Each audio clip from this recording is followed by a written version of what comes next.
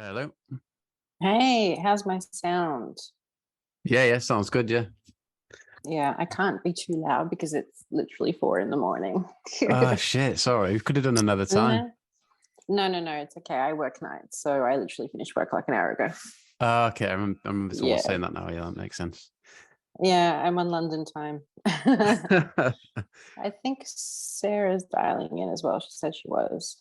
I'm trying to be here. Can you see me? Yeah, can hear you Yeah, as well. good. Yeah. Yeah, Okay, great. So yeah, thanks for doing this. Appreciate your time. no problem. No, And thank also, you. this is as good as the lighting's gonna get. I'm sorry, it's like pitch black outside. So No, it's all good. Yeah. Um. yeah. So am I right in thinking you're coming over to the UK soon, or you've just been or something? Yeah. I'm coming in on Wednesday. Well, I'm leaving on Wednesday and I'll be in by the 24th. Yeah. Okay, cool. And did I Yeah. see you're gonna make a Libertine shirt at some point or something? Yeah, we're gonna go to it's called Solfest, right? So Yeah, Solfest, yeah, in Cumbria. yeah. Oh, right. Okay, that's not too far from me. I'm in Manchester. Oh yeah, you're gonna go to that one?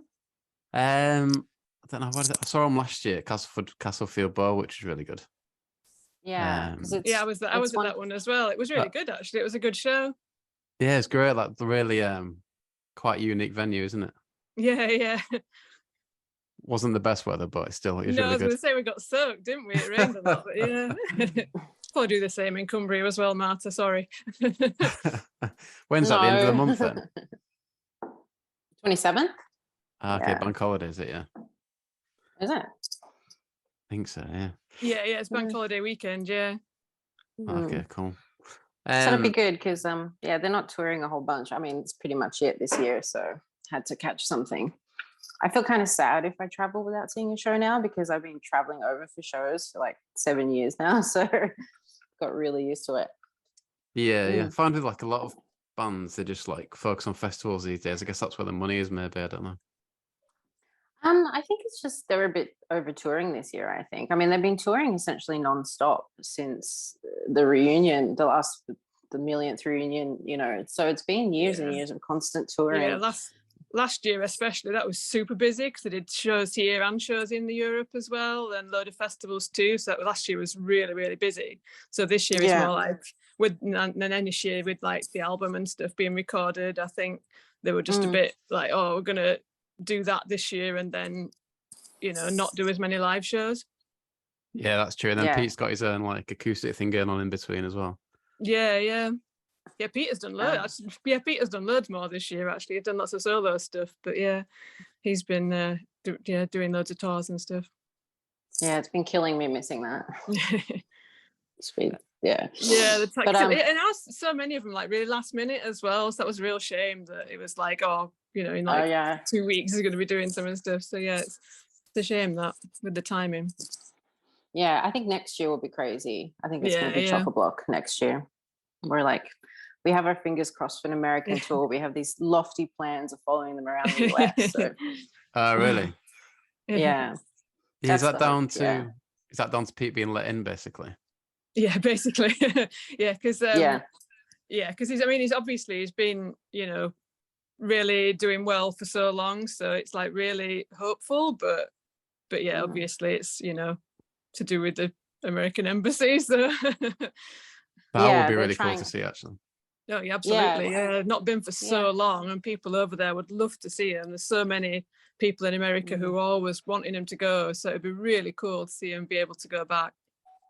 Yeah, definitely. I don't think it's a secret because Peter's been talking about it a bunch, but I think they've been trying to work that visa out. Yeah. That's what he's been saying anyway. So fingers crossed. Yeah. Okay, so we get some context on everything then. Like, yeah, how do you guys? Obviously, I saw your Instagram. Is it the Libertines community? Yeah. How do you guys know each other? And like, take us back to where it all began, kind of thing. Well, we met on social media like in 2017 because I'd sort of been a fan of the Libertines like back in the day, but when they broke up, I didn't really like follow them that much after that. Like I wasn't super following their careers that much. But then when they got back together again, I wasn't really paying much attention to it at the time. But when they came into the festival in my city in 2017, Where I was is like, that, oh, sorry? I'll go and see him in Sheffield. Okay, right. Yeah, so I was like, oh, I'll go and see him, because I never got to see him back in the day, sort of thing. And yeah, and that was it basically. I was like, right, well, this is what I'm going to dedicate my life to for the foreseeable future. So, you know, sort of started, you know, connecting with people on social media, other people who were fans, and Marta was one of them. And yeah, so we just, you know, became friends pretty quickly, really. And Marta set up the Instagram, and after a little while invited me to join. Yeah, it was Sarah sort of showed up. I'd been around on social media in sort of various Libertines like fan communities, and you know, you make a lot of friends. It's such a great friendly fandom, and you know, I'd hung out with lots of different people. I traveled over several times to see them and met up with people and stuff, but I hadn't made like a really big connection with anybody. And then Sarah showed up one day, and I always say we essentially started talking and just never stopped. Yeah. So we literally talk all day, every day. I think it's probably confusing for people how we run something so in sync together when she's over in the UK and I'm over here in Australia. But we, you know, like I said, I work nights, so I'm on London time anyway, I always say. But we just talk. First thing we wake up in the morning is we check our messages and we start a conversation, and then we say goodnight at the end of the day. It's all day, every day. So that band, we always say, like, my two closest, dearest friends both came to me through this band in various ways. And yeah, meeting Sarah was like an insane blessing, I think, especially so many years into it. So that's, yeah, it was super cool. And then obviously when she came on board to help out with the Instagram, one of the difficulties I had obviously was covering stuff, being so far away when they're out in Australia or whatever, which is like the first time ever for all of them. That's fine, but that hardly ever happens. So I didn't really have anybody on the ground who could go to shows, do some live streams, you know, be sort of, you know, going over to a lot of shows and doing coverage that way. And then Sarah was over there and she was going to like a million things. I'm like, do you just want to start filming everything? And she said, yeah, sure. And then we sort of have this well-oiled machine where she films things and sends them to me, and I cut them and put them up, and it's beautiful. It's actually super enjoyable the way we get to work together. Yeah, it's the most fun. It's just because we do it for love, you know, we do it because we love the band. We do it because, you know, we enjoy doing it together as well. I think we work quite well together in that we can, you know, we can do different things. But yeah, it's just so much fun running it. And it's you know, like I say, we do it for love. We do it because we love the band. We want to support them. We want to, you know, bring other people together and to, you know, to enjoy the band as well. We like sort of creating the atmosphere of excitement around shows and around events and stuff like that. We really enjoy doing all the hype, and yeah, we really want people to feel the love for the band as much as we do, you know, because we know how special they are and we really enjoy it. So yeah, we want other people to enjoy it as well.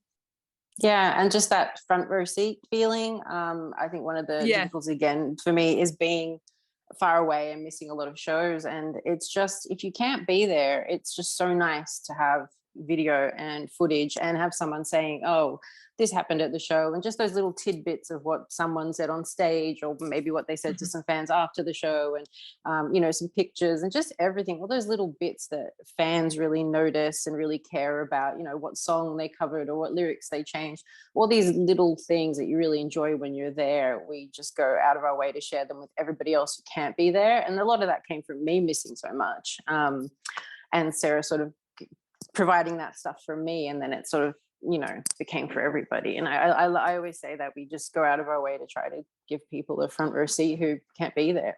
Yeah, exactly. Sort of sharing things with people who can't be there, because in other fandoms, like I mean, other bands that I've been interested in, I've been in that position as well, where, you know, you can't go to things and material is really hard to get hold of. So I thought, you know, it's really good to be able to share that with people and to share the experience and make it more accessible for people.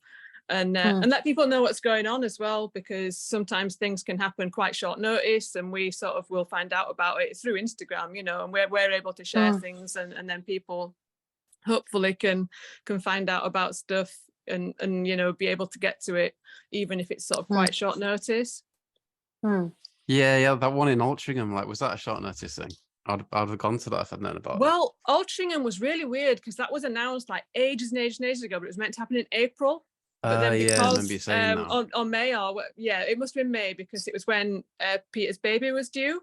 So it ended up being pushed back all the way to July. So it had been announced like way back at the start of the year, and then, you know, the timing had been changed. So yes, that was that was a bit of an unusual one, because it wasn't really publicized that much, but it was sort of, it was a long time in the end from when the tickets went on sale to when it actually happened. Right. What type of venue was it? It was like a wedding venue. That's what it mostly does. Like, it was mostly set up for weddings and things like that. Right. It's like a sort of in this sort of very leafy suburb, obviously, near Altrincham, and it's this old lovely old sort of Art Deco building, which was obviously built as like a meeting place, you know, not a community centre, but sort of that sort of communal hall where, you know, for events. And I suppose, you know, back in the day, it would have been for tea dances and whatever. But yeah, now it's mostly like used for weddings and things like that. Okay, right. So yeah, it was sort of quite sort of a, you know, nice sort of fancy little place, but yeah, not not where you would expect to go to see Peter. And like, I've noticed you get a lot of cool photos, like a lot of like, I don't know, almost rare photos. Like, where's your source for all that kind of stuff? Social media again, social media. And years of collecting. I mean, I have hard drives with 20 years of photos on them as well. So some of it's just stuff that, you know, it's been collected over the years. Some of it's just stuff from social media. Some of it's stuff from us delving deep into the fandom and just seeing lots of rare stuff. But we have so much shit saved on our phones and computers. And I'm paying for like terabytes on my cloud, and it is 100% because of that band. So it's not really asked like why the Libertines, and what is it about the Libertines that like produces his passion, kind of thing? I mean, you want to go, Sarah? You go. I can do. I mean, obviously the music is sort of really immediate and really, you know, it's still got that energy from it. And, you know, obviously we do remember it from back in the day when it did sound like so fresh, and it was just like something exciting. But I think the band are more than that though as well. Like, it is the whole mythology about them. It is the Albion and Arcadia, and it is the fact that they've got that depth. I think that really appealed to me, that sort of imaginative side of them. Like, you know, there's so much about it, like, you know, sort of the I don't want to say whimsy, but that sort of thing, like I say, the imagination of it, and the whole building of their own mythology, and sort of the tall tales and things that, you know, are not quite true, but it's a good story and things like that. It's all of that, and just them as people as well, because they are such interesting and unique people, and they've got that unique chemistry, and the way they work together, and the way they are together, and their sense of humor about everything as well, and just the sort of intelligence of it as well. There's so much to them. There's so many different aspects and facets to it. I think that's really appealing to me. For me, it's kind of it's all of that, but it's also a bit more personal as well.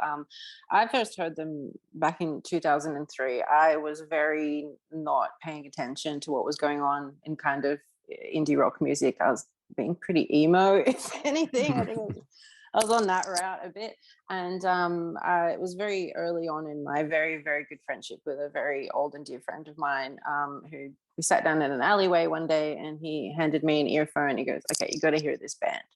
And that was it. And the first song I heard was "Tell the King," and I remember like he was like showing me some pictures and talking me through the lyrics, and I just remember thinking, "This is it! Like, this is incredible." It felt like everything I wanted to hear in music. It was poetry.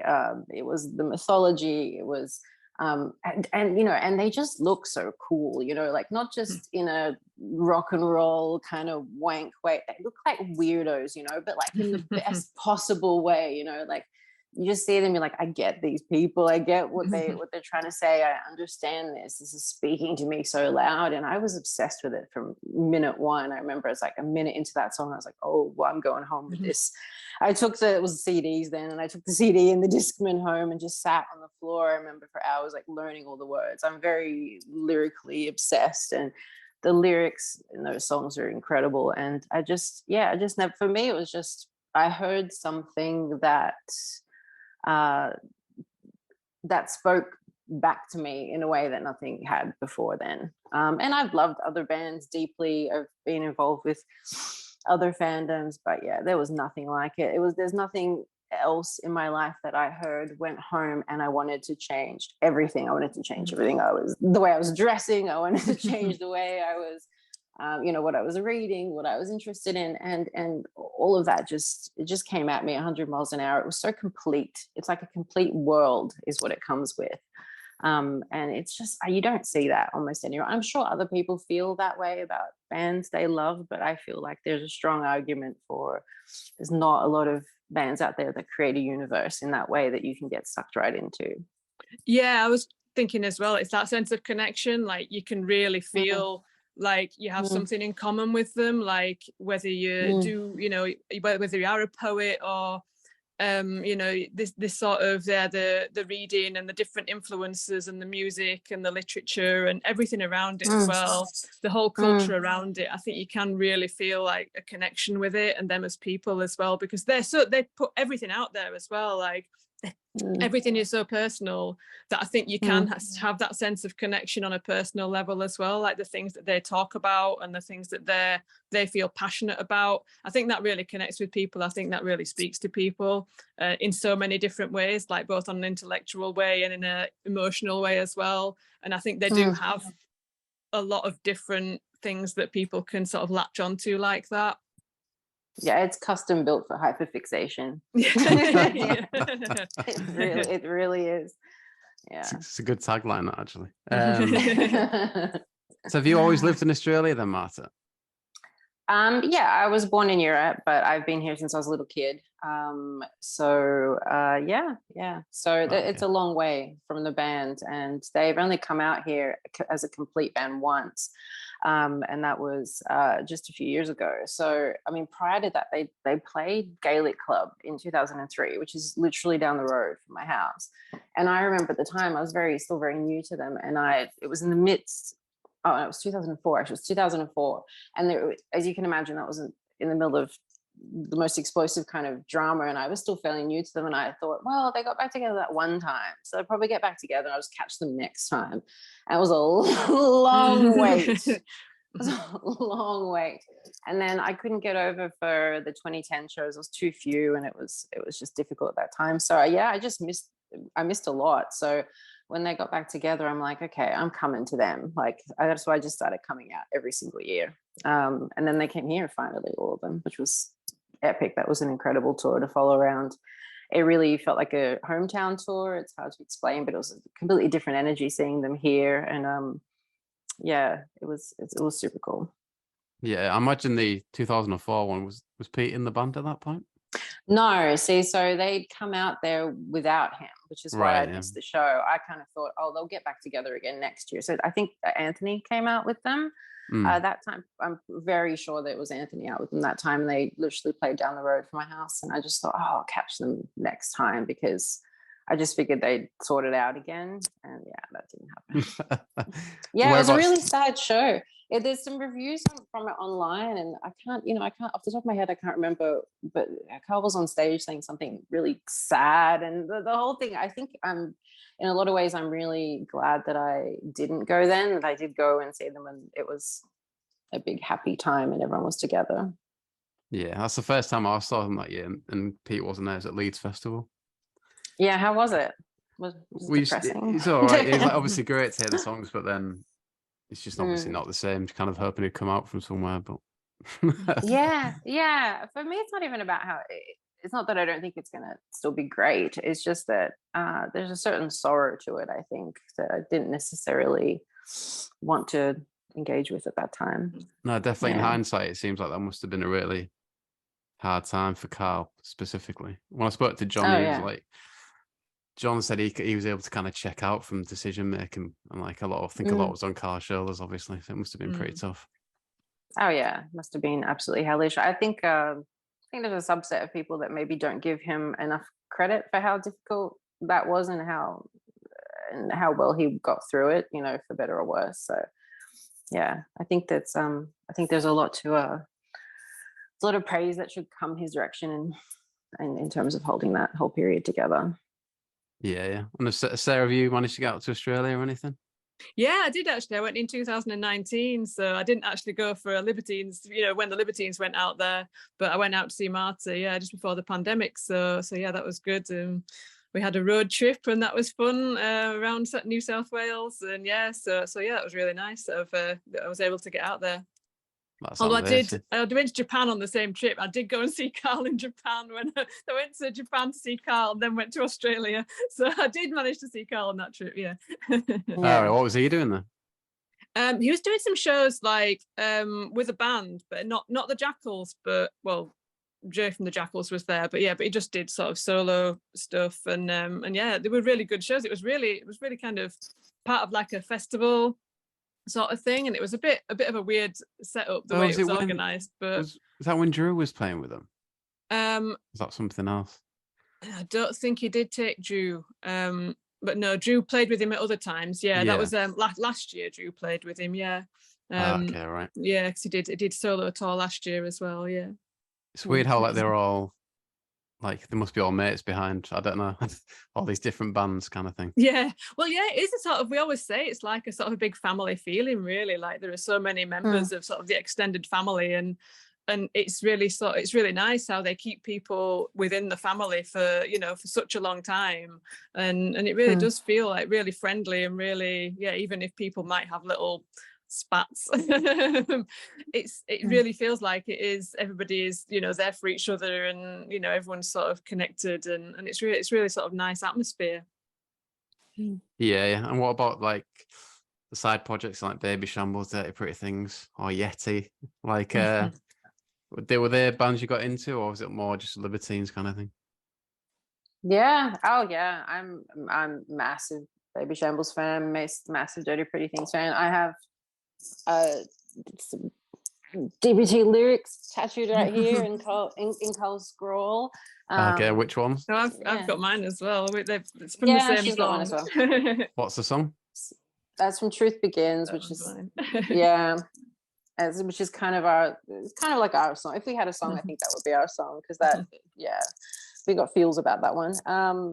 This one says, sew it up, kid, have some clout.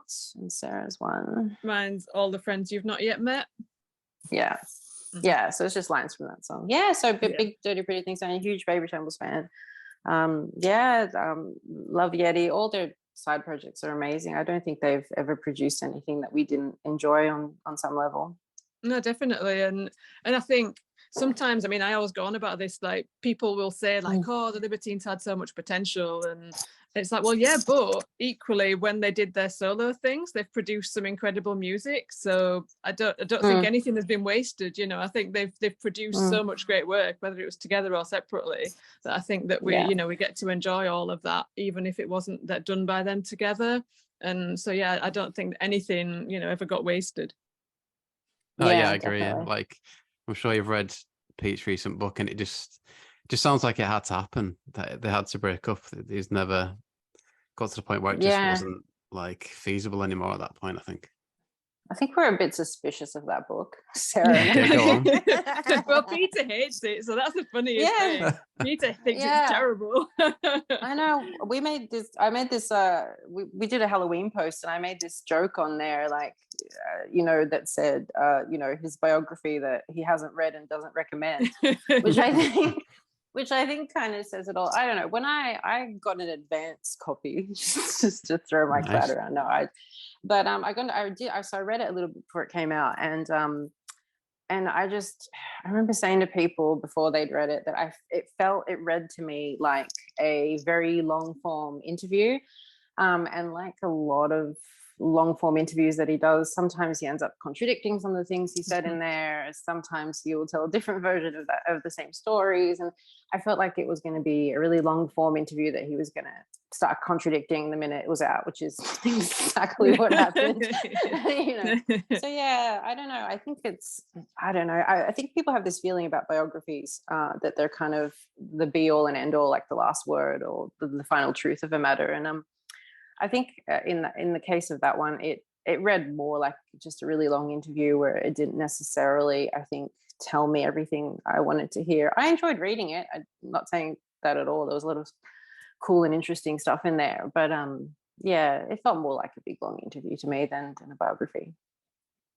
Yeah, I think he said afterwards that he would have preferred to actually write it himself. Like he wants to do another one that is like written by himself as well.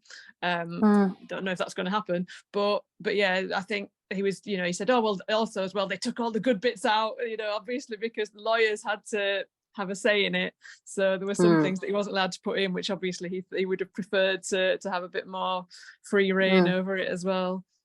Yeah. And that's taking nothing away from anyone who enjoyed it, or the fact that it was fun to read and there was some really cool tidbits in it.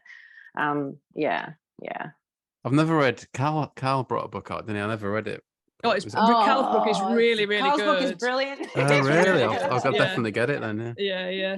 It's really well written because you can really hear his voice in it as well. You can really, because obviously he wrote it himself, and the prose is really good. It's really emotive because it just has that more personal touch because he was able to directly write it. It just feels so much more personal and so much, more depth of emotion to it as well. And that's what's really good about it, that you really feel, what it was like. When did he? Is that before they first got back together? It was just around that time. It was 2010. Okay, so it was just around the time that they were going to get back together for those shows. Okay, right. Because the film was really interesting, wasn't it? Yeah. Quite a lot of mixed emotions, it seemed like.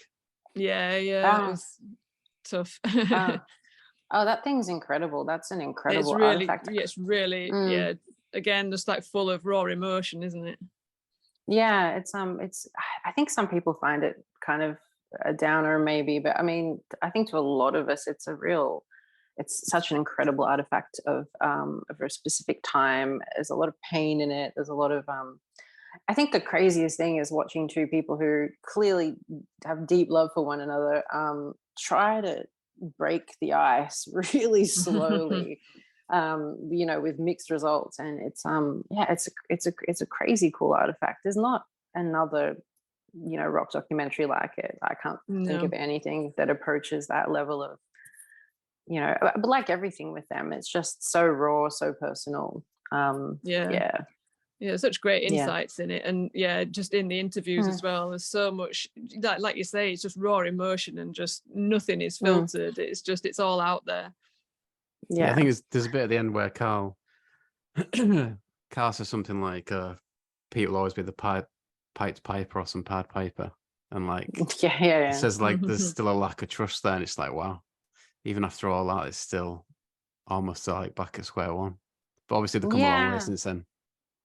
They've come a long way since then. And I think they've since described it as sort of literally like breaking the ice in order to move through to a position where they could even repair that friendship, and I think now it's just gone way past the point of ever having that kind of level of difficulty again. I can't really see drama of yesteryear ever resurfacing. Yeah. So what about favorite songs and our favorite albums? On the podcast it seems like everyone's very keen to say how much you like the first album, but kind of want to like distance themselves a bit from the second album. But I kind of like got quite a lot of love for the second album. Like, what do you make of it? Oh yeah, Sarah, you want to go? Because I've been proud. Well, I my favorite is the first album, but I think the third album is really underrated as well. I think that's got some really good songs on it. Obviously, it's got that incredible You're My Waterloo version, which is such a good song and so great that they brought that back and made it this wonderful new version. But yeah, I think that the first album is definitely, it's got that joy to it, hasn't it? That sort of that really fresh energy. Whereas the second one is obviously a lot more narrative, and it's got a lot more of the, you know, the struggles that they were going through at that time. But that's obviously really important to their story. And yeah, I think a lot of people do prefer the second album because of that, because it's got that that story to it and that honesty, and it really sort of talks about what they were going through at the time. I think a lot of people love it for that. Yeah, I love the second album. I didn't even realize there were people who didn't. There's what is wrong? What is wrong with you? No, I don't know. Everyone has their own taste. No, I loved it. It's and I love the third album as well. It's to me, it's part of a continuing story.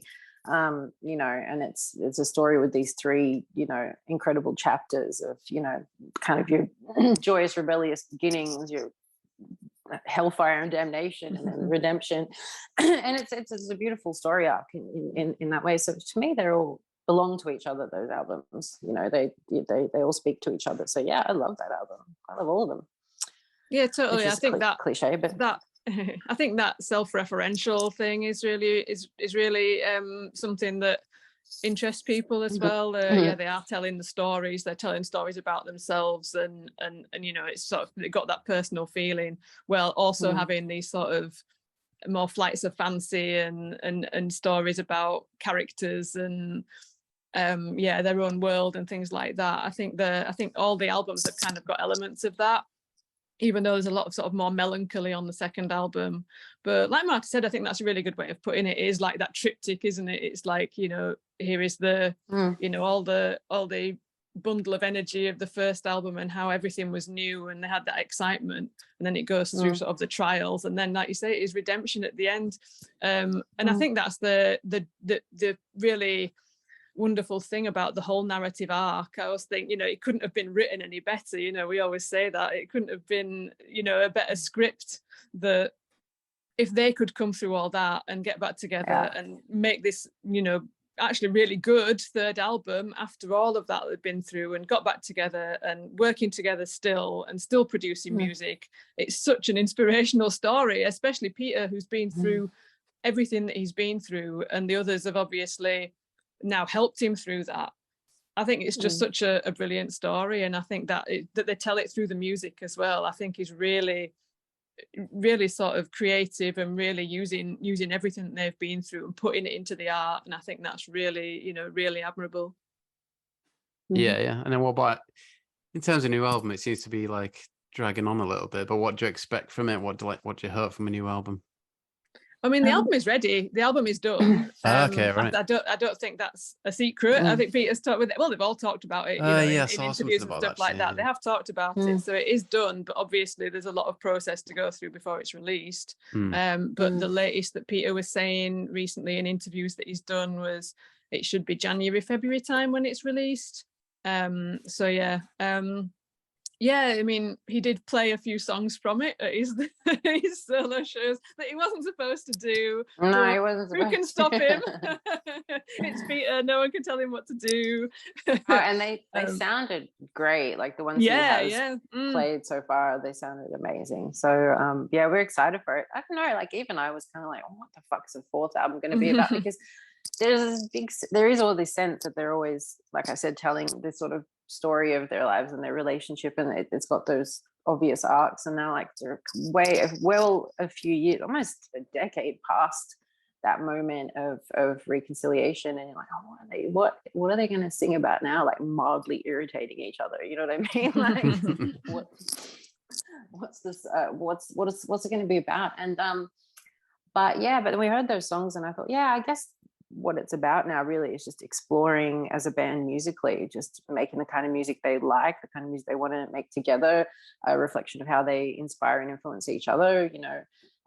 So that's going to be really cool. I think that's what I'm expecting from it, sort of more them playing around musically, as you know, as opposed to being so mired in this kind of journal or diary of their lives. So yeah, and it sounds great, we've heard so far, and yeah, really, really good. Yeah, I think there's some topical references on it as well, because I I think now, especially, obviously, you just can't ignore what's going on in the world, can you? You know, there's so much, the world has changed so much, even in the past 8 years since they released the last album, that I think there are some more topical references on it, which they've always done, you know, there always have been. Obviously, Time for Heroes is about the, you know, the riots early in the 21st century. They've obviously always had those topical references. So I think they're continuing that as well, because, yeah, everybody is aware of things like that. They affect all our lives, and especially for people who might have young children as well, and what the future is going to be like. I think, you know, there's a lot of awareness of you know, topical issues too. Yeah, that'll be cool. Yeah. Yeah, really great. Like I said, like when I heard those songs, I was just so happy. So I was like, these are great. I'm gonna love this. So yeah. Hopefully they'll be able to get out to Australia on the tour. Doesn't matter. I'm coming out there. No, we have big plans for that album tour. So I'm actually just desperately hoping they don't tour too early in the year, because it'll be too soon for me. But yeah, hopefully. I hope they tour endlessly and exhaustedly. No.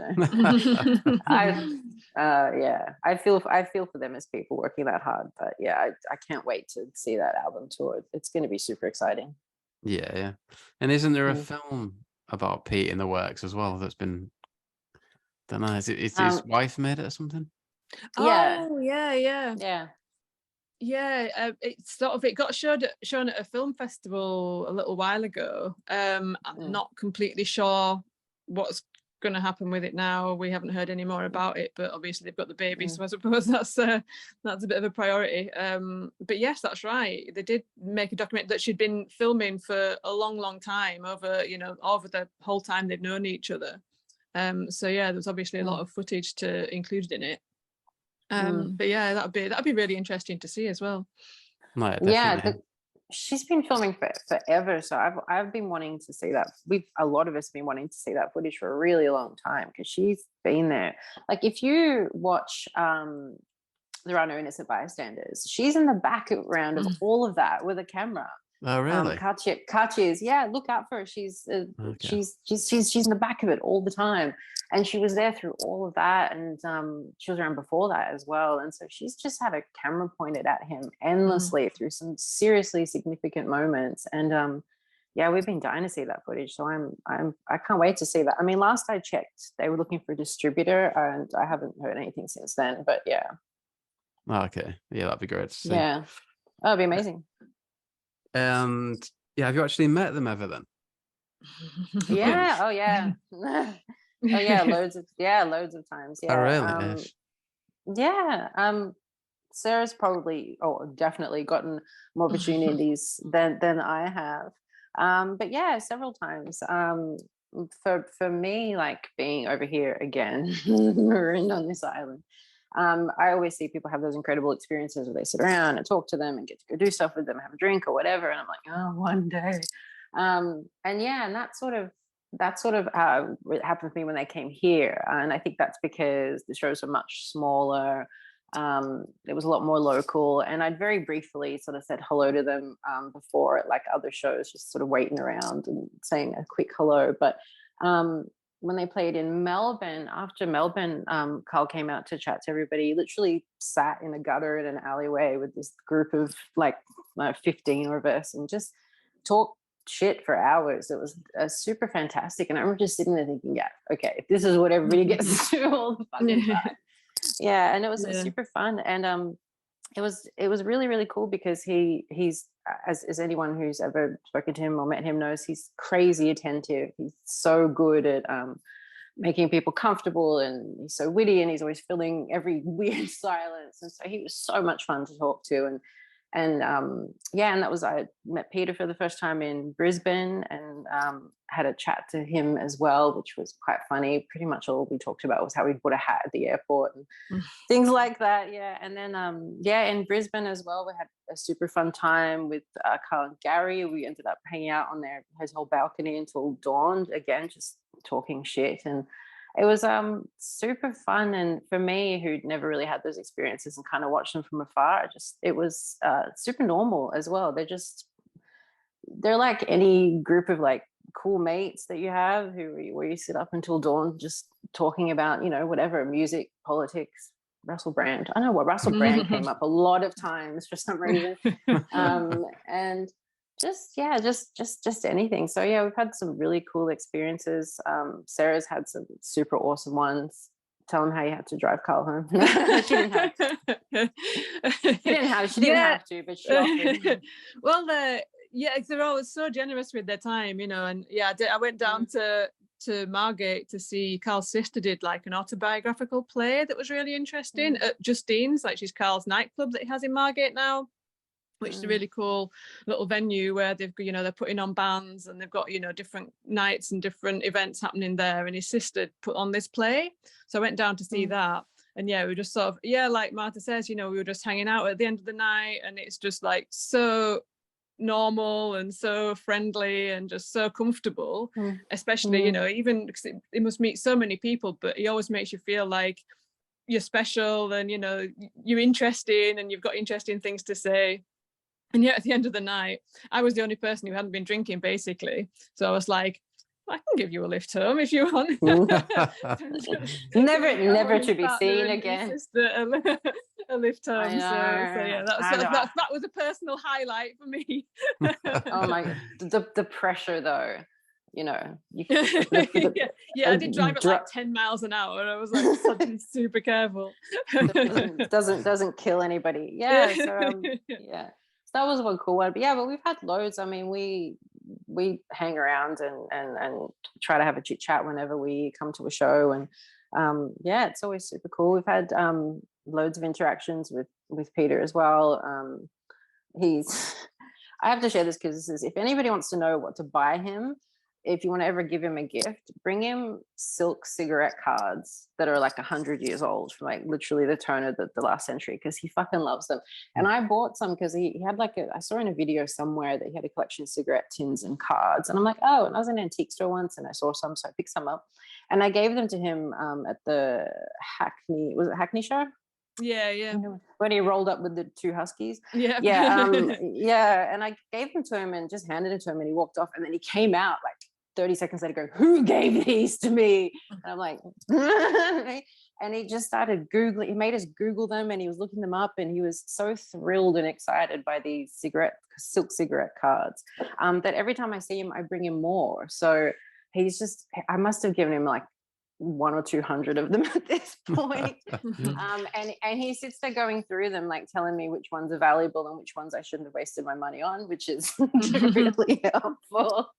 But if you want a gift idea, that's the one. Well, you gave him some more in Margate, and then I saw him a little bit after in Paris, and I said, oh, Marta says hello, Marta sends a love, and he said, oh yeah, she was going to give me the cigarette cards. Oh, dream gift. So yeah, he does love the cigarette cards. Yeah, he says that, but then he goes through them one by one. Yeah. Yeah, they're always like I say, they're so generous with their time. They're all so happy to talk to people and just, you know, they're just so friendly and make you feel so comfortable to be there. Yeah, absolutely. Brilliant people, honestly, really lovely, fantastic people. Yeah, and so much fun to hang out with. Yeah, I know it's like a cliche. People always say that about bands and performers they love, but they're really give an incredible amount of time to people and an incredible amount of attention, and they make a big effort to remember things and remember you, and yeah, it's super lovely. I was going to ask if you've been to the Albion rooms. You must have been then if you went all the way down to Margate. Yeah. We've both been, yeah. What's it like? Sarah's been a load of times. I've been just the once. Yeah. No, it's incredible. Like the amount of the attention to detail there is there. It's incredible. Like not just on a Libertines level. I mean, obviously there are Libertine, there's the big mural and everything that people see in photographs. But just the rooms are so beautifully done, all of them, just so lavish and such beautiful quality. But obviously there are the little touches as well that you do get as a Libertines fan, the little bits of imagery and things like that. And there are all the artworks on the wall as well, the things that were used in the in the album artwork for the third album. there's quite a lot of Peter's work and things like that, but there are personal touches for the members of the band as well, and just little things that you pick up on as a fan, but if you weren't a fan you'd think, oh well, it's a cool thing anyway. It's just everything just looks like it's really been put there deliberately, like nothing is slapdash. It's just everything is beautiful, and all the staff are so attentive as well, and everyone's so lovely. Like I say, it is like a family feeling as well. Like the staff, there's quite a you always see the same staff there, and everyone again is really lovely and really welcoming, and it's such a beautiful place. It's so beautiful. I only stayed the once, but I stayed up in the Emily Dickinson, and then like it was, honestly, I've never been in a hotel room that I loved more, and I'm not saying that just to be like a wank fan. I'm dead serious. It was like, it kind of vaguely looks like my decor in my house, but like it's just it was so comfortable and so beautiful and so cool. Like it was the kind of, it's quite luxurious in a really antique kind of way, and super cool. I loved it there. Best sleep I've ever had anyway, as well. Because the mattress on that bed, I know, so you've been on that bed. The mattress on that bed, I don't know how much money they spent on that mattress, but fuck, it's so comfortable. It was amazing. I saw Pete said he was banned for a bit or something in one article. Well, because he was living there. He was living there for a period when they first acquired it, but obviously, when it's going to be a hotel, that's not really, plausible. It's not going to work out. So yeah, but yeah. I mean, I think he said he had a difficult time. That was a difficult period for him. Some of that time, and and it was just the practicality of they're renovating that hotel to be a functional opening venue. He's you couldn't have stayed there forever anyway. Yeah, exactly. Yeah. And then just about the community, really, like what platform did you two meet then in terms of the community kind of thing?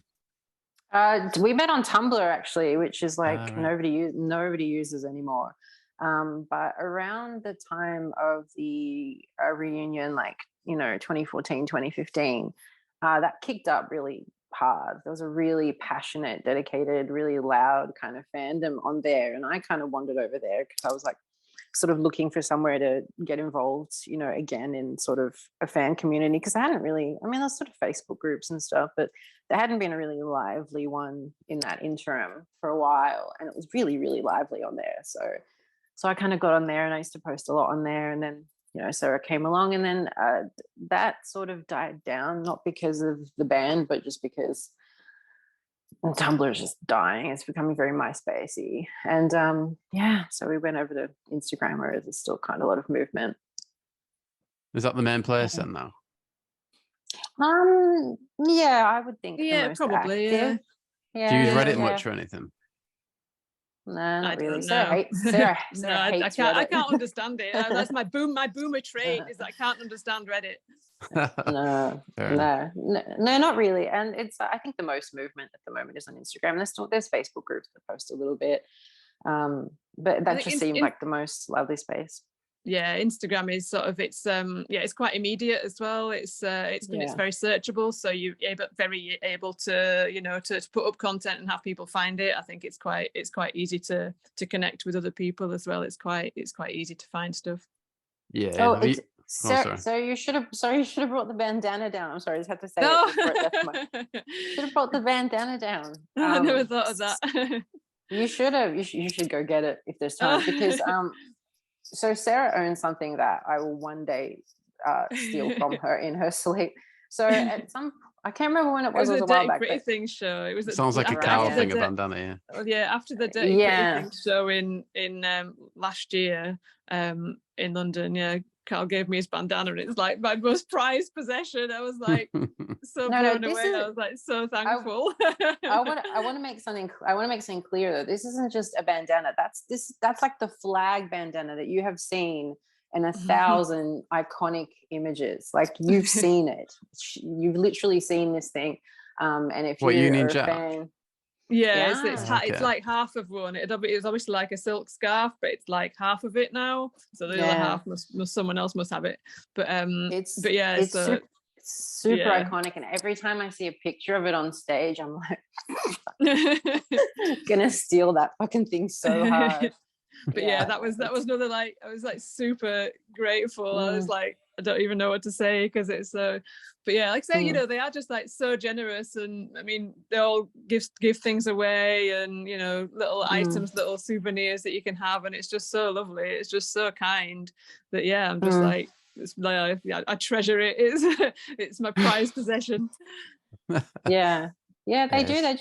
They will literally just hand you stuff out of their pockets and stuff like that. So yeah, it's super cool.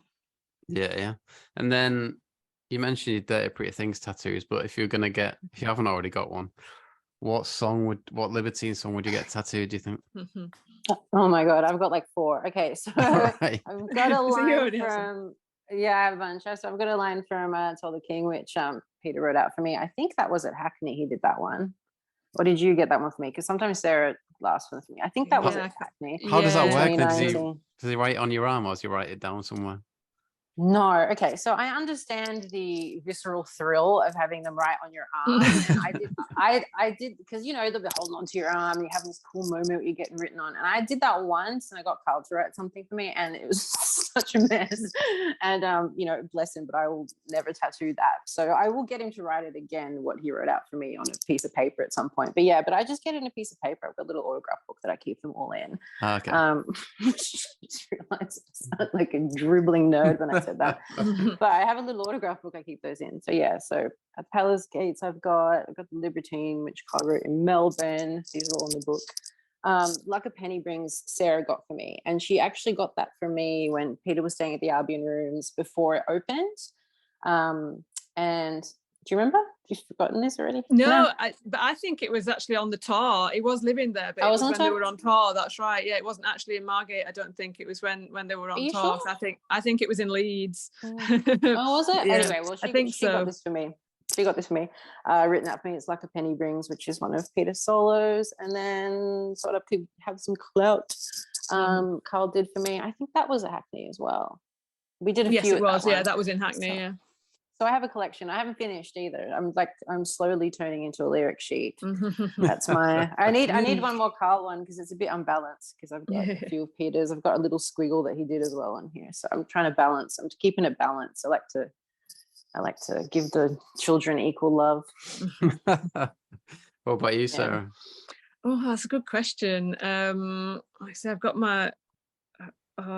I'm sure if you'd asked me any other time, I would have been able to think of one, but now I'm like, it's because there's like so many. It's quite a personal thing, I suppose. Yeah, which lyrics you're into, it's just put me on the spot is all. I was like, oh no, I'm sure any other time I would be able to think of one, but now I'm on the spot and I can't. Only Libertines ones, because you've got what do you call it? You've got a Dirty Pretty Things one. Yeah, well, I've got my Dirty Pretty Things one already, which is sort of the immediate one. I think I've got other ones that I mean, things like there's a Carl, when he was with the Jackals, did that song Victory Gin. There's a line in it, it's we are not afraid of anything, and I thought that's, you know, just things like that, which, you know, it sounds cheesy, doesn't it, when you've got it written on your arm, but yeah, it's just, you know, things like that is the association with the song, you know, things like that. Yeah, I went into such a tailspin. I didn't say that it's a line from Tell the King. I started showing you all of them, and we've got another one that I haven't done it yet, but Sarah and I are going to have a matching one. So she's got a little heart there. So okay. Peter drew the heart and Carl drew the arrow. If anybody copies that, I'm coming for you, because that took weeks to achieve. You know, because you had to get the heart, then to get the arrow. And that was an idea I had ages ago, because I wanted something that they both just drew, like a little artwork. And I thought, well, the easiest thing would be like a little heart and a little arrow. So I'm getting that as well. I just haven't got around to it. Okay, cool. And then, is there any standout gigs that you've been to? Like, what's your favourite, do you think? Oh, last year at the bandstand was really cool. Yeah, because that was just so serendipitous for us, because we'd booked to go to the Albion rooms that day anyway, just because we were visiting the Albion rooms, and then they announced a show on that day, and we were like, what the hell, like how could we possibly be that lucky? And then they did the show in it was like a week beforehand or something like that. And they did the show in the bandstand, but then they also did some songs in the bar as well afterwards, and it was just like everything we could have dreamed of. You know, it was like just the sort of thing that you want to see as a fan. You know, them in this tiny little space just doing this impromptu set, and you know they did things like Dream a Little Dream of Me, and it just felt like really old school, felt really like the old days. It just was so cool. So that was a really good one. Sharabang was a really good one as well, which is also in Kent. Because again, we accidentally ended up at the after party because we were staying in the hotel where it was being held, again by complete coincidence. And we got to the hotel and they were like, "Oh, the after party is here, but don't tell anybody."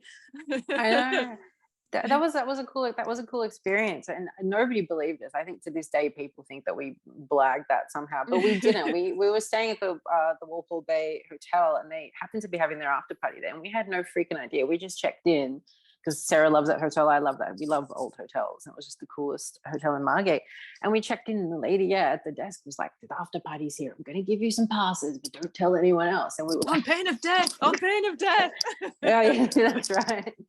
Yeah, and that was crazy cool. And I think that was the first big experience we sort of had with all of them, with you know, chatting to them and meeting them all. It was the first time Sarah met Carl, actually. Yes, it was. Yeah, hyperventilating.